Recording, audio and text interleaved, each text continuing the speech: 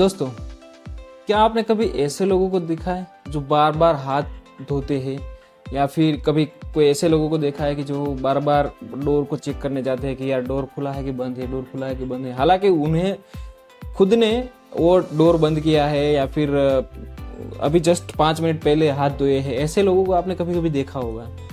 आपको पता है दोस्तों, ये क्या है? बीमारी है जिसका नाम है ऑब्सेसिव कंपल्सिव डिसऑर्डर, जिसको शॉर्ट फॉर्म में OCD भी बोलते हैं। OCD जो है वो चिंता रोग है, चिंता रोग का एक टाइप है जो साइकेट्रिक प्रॉब्लम बोलते हैं जिसको। तो दोस्तों, आज हम डिस्कस करेंगे OCD के बारे में। इस वीडियो में आपका स्वागत है। मेरा नाम है विपुल नकुम।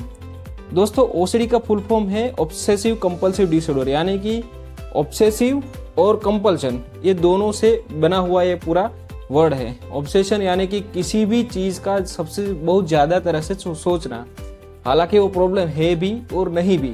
अगर नहीं भी है ना, फिर भी वो ज्यादा से ज्यादा सोचते हैं और फिर उस प्रॉब्लम को सॉर्ट आउट करने के, हालांकि प्रॉब्लम नहीं होता फिर भी उसको सॉल्यूशन लाने के लिए वो कुछ न कुछ एक्ट करते हैं, और वो अनस्टॉपेबल एक्ट होता है जिसको उसको करना ही पड़ता है, वरना उसको शांति नहीं मिलती है, जिसको बोलते हैं कंपल्शन।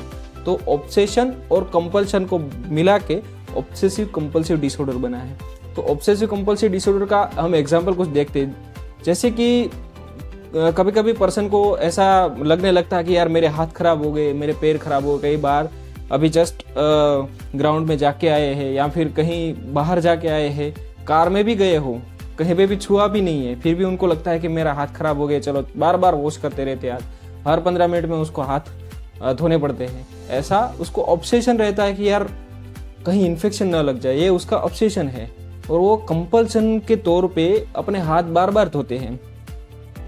कभी कभी कोई ऐसे लोग होते हैं जिसको चीज़ें जो है वो अगर ठीक से ना पड़ी हो ना, तो उसको ठीक नहीं लगता, उसको बहुत ज़्यादा विचार आने लगते हैं, बहुत ज़्यादा तकलीफ होने लगती है। और जब तक वो चीज़ें है वो ठीक तरीके से अरेंज ना कर दे, उसको ठीक तरीके से अरेंज ना कर दे, तब तक उसको शांति नहीं मिलती है। तो वो भी एक OCD का ही टाइप है। कभी कभी कैसे कुछ लोगों को आपने देखा होगा कि जिसको अगर दरवाज़ा खुला रह गया हो तो उसको अच्छा नहीं लगता, वो बार बार दरवाज़ा चेक करते रहते हैं, दरवाज़ा बंद है, बंद है, बंद है, बंद है। अगर बंद नहीं होता है तो वो खुद जाके बंद करके आते हैं, फिर 5 मिनट पे बाद वो चेक करेंगे कि बंद है ना, बंद है ना, बंद है ना। तो वो भी एक OCD का ही टाइप है। खुद के ऊपर ज़्यादा कंट्रोल नहीं रहता है, कभी कभी बहुत ज़्यादा एग्रेसिव हो जाते हैं, या फिर कभी कभी क्या होता है कि कोई ऐसी चर्चा, जैसे कि धार्मिक चर्चा है, जो कोई फॉल्स बिलीफ के बारे में बात कर रहा है, लेकिन उसमें भगवान का कुछ आता है या फिर गॉड का कुछ, किसी भी प्रकार के देवी देवता का कुछ आता है, तो उनको बहुत ज़्यादा बुरा लग जाता है। वो इतने ऑब्सेस्ड हो जाते हैं कि नहीं नहीं ये तू गलत कह रहा है, हालांकि वो बंदा जो है वो सही बात कर रहे होता है, और फिर भी उनके ऊपर ज़्यादा ऑब्सेशन होता है। फिर फ़ोन पे गालियाँ या फिर सोशल मीडिया में कुछ ना कुछ लिखते रहते हैं। तो ये भी एक OCD का ही प्रकार है। तो दोस्तों, हमने बहुत सारे एग्जाम्पल देखे कि OCD क्या होता है। कभी कभी हम कंफ्यूज हो जाते हैं कि परफेक्शनिस्ट होना और वो जो परफेक्शनिस्ट है उसको OCD का सिम्टम्स होते हैं। नहीं, OCD एकदम अलग चीज़ है। परफेक्शनिस्ट जो होते हैं, जिसको बहुत चीज़ें परफेक्ट करने की आदत होती है, वो इसलिए होती है कि वो अपने जो काम है उसको ढंग से करना चाहते हैं, उसको अलग तरीके से करना चाहते हैं कि नहीं नहीं ये इस तरह से होगा तो ये सही तरीके से होगा और आगे जाके हमें प्रॉब्लम नहीं होगा। तो ये सही में कुछ प्रॉब्लम है और उसका सोल्यूशन ढूंढ रहे हैं, तो इसलिए वो परफेक्शनिस्ट है। हालांकि OCD के केस में क्या होता है कि सही में कोई प्रॉब्लम होता ही नहीं है। अगर डोर खुला रह जाए तो उसको कोई फर्क नहीं पड़ेगा, चीज़ें ये जो है पंच यहाँ से लेके यहाँ हो जाएगा, तो उससे कोई फर्क नहीं पड़ेगा, उसमें कोई रिजल्ट में इम्पैक्ट नहीं आएगा। फिर भी OCD के जो पर्सन है उसको जो है वो चीज़ें ठीक करने में, ठीक से अरेंज करने में ही उसको अच्छा लगता है। तो इसको OCD बोलते हैं। OCD का मतलब यही होता है। दोस्तों, अब बात करते हैं कि OCD स्टार्ट कब से होता है। तो मेनली जो देखा गया है वो जो होता है वो टीनेजर्स जो होते हैं, वहाँ से उसको OCD की जनरली OCD वहाँ से स्टार्ट होता है, वहीं से वो डिसीज़ चालू हो जाता है। फिर यंग एडल्ट हो गए, और धीरे धीरे जैसे जैसे अपनी उम्र बढ़ती जाएगी वो उसकी सीवियरिटी भी बढ़ती जाएगी। पहले क्या होता है, छोटे छोटे सिम्टम्स आते हैं, लेकिन वो इग्नोर करते हैं कि ऐसा तो होता है, बच्चे खेलते रहते हैं, लेकिन फिर क्या होता है कि धीरे धीरे वो बढ़ता जाता है और जैसे जैसे उम्र बढ़ती है तो ये सिम्टम्स भी बढ़ने लगते हैं और धीरे धीरे वर्सन हो जाते हैं। ओसीडी में सबसे बड़ा प्रॉब्लम ये है कि कभी कभी लगता है हमें कि यार ठीक है, तो उसमें हमें क्या प्रॉब्लम है, लेकिन पर्सन की लाइफ में जो होता है, वो ओसीडी वाले पर्सन जो होते हैं वो इतना ऑब्सेस्ड हो जाते हैं कि वो अपने रूटीन लाइफ को भी एंजॉय नहीं कर पाते, रूटीन काम को भी वो ठीक से ढंग से कर नहीं पाते, इतना वो खो जाते हैं उसमें।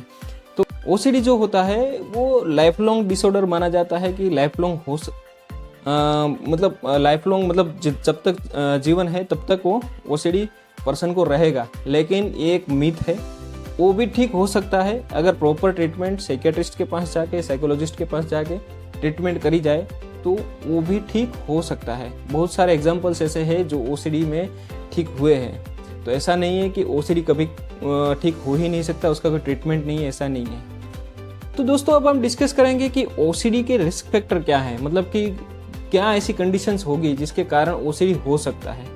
तो सबसे पहला एक एनवायरमेंट फैक्टर है। एनवायरमेंटल फैक्टर जो होता है उसमें क्या होता है कि पर्सन कभी कभी ट्रॉमा से गुजरता है, जैसे कि बहुत ख़राब कंडीशन होती है, तो ऐसे टाइम पे कभी ऐसे जीवन में घटनाएं बनी होती है कि यार अगर डोर खुला रह गया और कोई ऐसे पर्सन ने आके एंट्री करी और वो ज़्यादा से ज़्यादा फैमिली वालों को हार्म करके या नुकसान करके चला गया, तो तब जाके पर्सन के दिमाग में बैठ जाता है कि अगर मैं डोर खुला रखूँगा तो कोई अंदर आके मुझे तकलीफ करेगा या फिर कुछ मुझे प्रॉब्लम होगा। तो वो विचार इतने ज़्यादा बढ़ जाते हैं कि वो बार बार डोर बंद करने चला जाता है। दूसरा एग्जाम्पल लेते हैं, कभी कभी कहीं बाहर जाके आए हो और पर्सन को अगर हाथ धोए वगैरह उन्होंने खा लिया हो कुछ, तो क्या होता है कि कभी कभी इन्फेक्शन लग जाता है। तो आदमी के दिमाग में इतना डर बैठ जाता है कि वो पर्सन जो है वो उसको कोप अप नहीं कर पाता और फिर वो धीरे धीरे उसको ओसीडी के सिम्टम्स डेवलप हो जाते हैं। दूसरा जो एक फैक्टर होता है कि बच्चों में जब स्ट्रेप्टोकोकल इन्फेक्शन लगता है तो उसके कारण भी ओसीडी का डेवलप होना बहुत पाया गया है।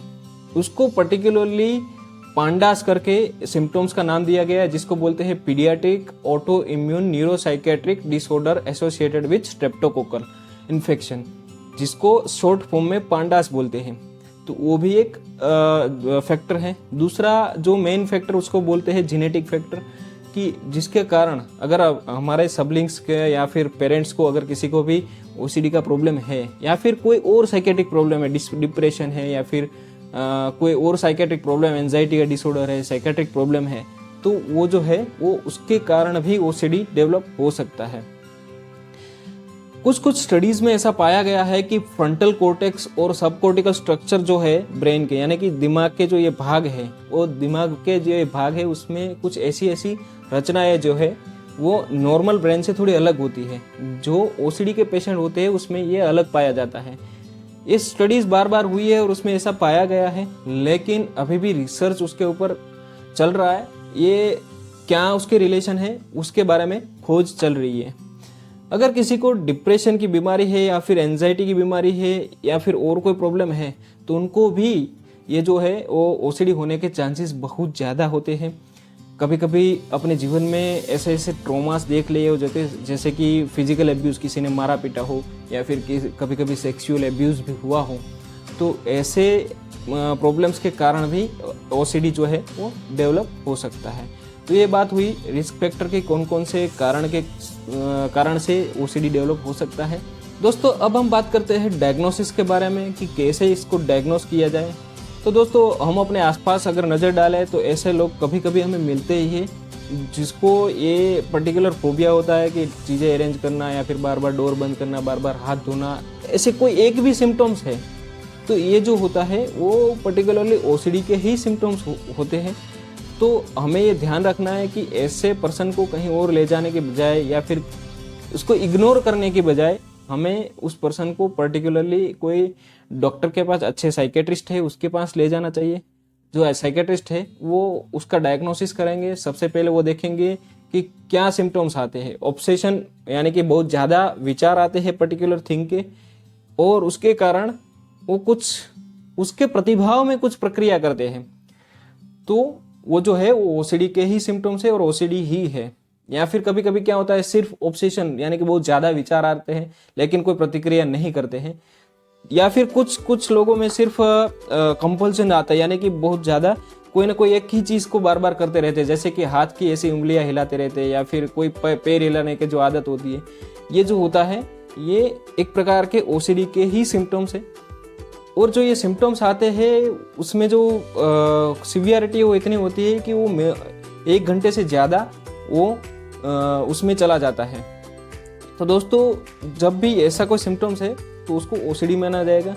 साथ ही साथ डॉक्टर ये भी चेक करते हैं कि कोई दवाइयाँ भी चालू है और उस दवाइयों के कारण भी ऐसा नहीं हो रहा है ना, तो वो डॉक्टर जो है वो चेक करते हैं, जिसके कारण उसको पता चलता है कि नहीं अगर दवाइयों से हो रहा है तो वो दवाइयाँ बंद कर दे तो वो ओसीडी के सिम्टम्स चले जाएंगे। दूसरा ये भी चेक करते हैं कि कोई दूसरा हेल्थ इश्यू नहीं है, जैसे कि डायबिटीज़ या कार्डियक प्रॉब्लम हो गई, तो ऐसा कोई हेल्थ इश्यू नहीं है। तो उस टाइम पे भी डॉक्टर जो उस सारी चीज़ों को रूल आउट करते हैं और उसके बाद वो कुछ कंक्लूजन पे पहुंचते हैं कि भाई हाँ इसको ओसीडी है कि नहीं है। कुछ कुछ disorder, psychiatric disorder, depression, anxiety, ये सारे डिसऑर्डर है, उसके साथ साथ भी ओसीडी जुड़ा होता है। तो सभी की ट्रीटमेंट एक साथ साथ साइकेट्रिक जो है डॉक्टर्स होते हैं वो करते हैं। तो अब हम बात करेंगे ट्रीटमेंट के बारे में। ओसीडी की जो ट्रीटमेंट होती है वो कैसे करते हैं, तो सबसे पहले 2 प्रकार की थेरापीज वो करते हैं, जिसमें पहली होती है CBT यानी कि कोग्निटिव बिहेवियर थेरापी बोलते हैं जिसको। उसमें जनरली होता है ERP यानी कि एक्सपोजर और रिस्पॉन्स। एक्सपोजर पहले जो भी डॉक्टर क्या करते हैं, जो भी चीज़ से इनको डर लगता है या फिर जो भी चीज़ से उनको दिमाग में बहुत ज़्यादा विचार आने लगते हैं, वैसी चीज़ों को पहले प्लान करके पर्सन को, जो भी पेशेंट है उनको वो चीज़ पहले बोल के कि भाई हाँ देख मैं तुम्हें ये कर रहा हूँ लेकिन उससे तुझे कुछ होगा नहीं, ऐसा समझा के बुझा के पेशेंट को इंटेंशनली उसको एक्सपोज करते हैं, उसको वहाँ पे वो चीज़ को, वो सिचुएशन को सामने रखते हैं और पेशेंट को उसके साथ डील करने के लिए मानसिक रूप से तैयार किया जाता है। और उसके रिस्पॉन्स में अगर कुछ आता है तो जो बोलते हैं वो धीरे धीरे कम होता जाता है और CBT जो है वो कम होता जाता है। दूसरा जो है उसका उपाय है वो मेडिकेशन है। डॉक्टर जनरली जो मेडिकेशन है वो प्रिस्क्राइब करते हैं, जिसमें मेनली SSRIs है, एंटी डिप्रेशन ड्रग है, उसका थोड़ा हायर डोज प्रिस्क्राइब करते हैं एंटी डिप्रेशन का, जो डिप्रेशन में जनरली किया जाता है उससे थोड़ा हायर डोज में वो प्रिस्क्रिप्शन देते हैं। जनरली क्या होता है कि OCD की जो ट्रीटमेंट चलती है वो मिनिमम 3 महीने तक चलती है, तब भी उसके सिम्टम्स को, मतलब वो सिम्टम्स वैसे ही आते रहते हैं, तो उसकी इफेक्ट जो आनी होती है वो थोड़ी देर से आती है। तो कभी कभी थक जाते हैं पेशेंट कि यार 3 महीने से दवा ले रहा हो लेकिन कुछ हो नहीं रहा है, तो ऐसा नहीं होता। उसका जो टेन्योर है, उसका टाइम है वो बहुत ज़्यादा होता है, तो थोड़ी धीरज के साथ उसकी ट्रीटमेंट करनी चाहिए। जब भी OCD के पेशेंट होते हैं उसकी ट्रीटमेंट जनरली बहुत लंबी चलती है, 1, 2, 3 साल वो भी चल सकती है, 5 साल भी चल सकती है, लेकिन OCD ठीक हो सकता है। बहुत सारे साइकेट्रिक डॉक्टर जो हैं वो भी ये मानते हैं कि OCD ठीक हो सकता है, तो हमें चिंता करने की कोई ज़रूरत नहीं है। दोस्तों अगर ये वीडियो के माध्यम से कुछ जान पाए और अगर कुछ आसपास के पेशेंट को आप हेल्प कर सकते हैं तो वो सबसे बड़ी खुशी की बात होगी। अगर आपको ये वीडियो अच्छा लगता है तो इस वीडियो को लाइक करिए, इस वीडियो को शेयर करिए, चैनल को सब्सक्राइब करिए, आसपास के लोगों में ये इन्फॉर्मेशन फैलाइए। यही इस वीडियो का पर्पज़ है। Thank you very much.